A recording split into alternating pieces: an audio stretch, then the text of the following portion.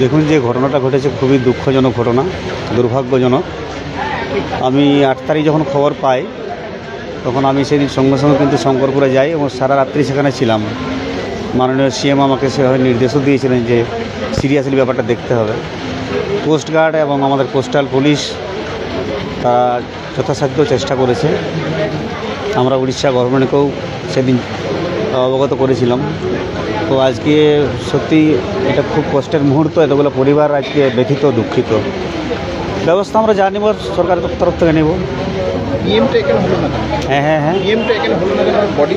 বডিগুলা দেখুন, সুপার সাহেব আছেন, মেডিকেলি ব্যাপারগুলো উনি ভালো বলবেন। বডি ডিকম্পোজ হয়ে গেছে বেশিরভাগ বডি, তাতে করে তো সেটা আইডেন্টিফিকেশান করতে একটু অসুবিধা হবে। ঠিক আছে, সেটার জন্য যে প্রসেস আছে ডিএনএ টেস্ট করা, সেটা করবেন প্রপার ওয়েতে। সেটা করার পরেই আমরা বাড়ির লোকের হাতে সেটা তুলে দিতে পারবো। আর ডিএনএ টেস্টের পরে?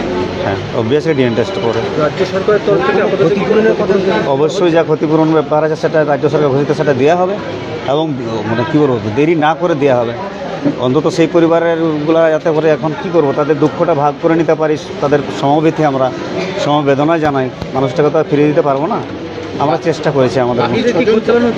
সেটাও তল্লাশি অভিযান চলছে, তল্লাশি চালানো হচ্ছে এবং দ্রুত আশা করি আমরা হদিশ পাবো আর কি।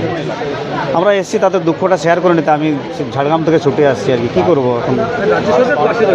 পাশে রয়েছে বলে তো আজকে ছুটে আসা, এখানে পাশে রয়েছি, থাকবো আমরা, এটাই আমাদের কথা। নমস্কার।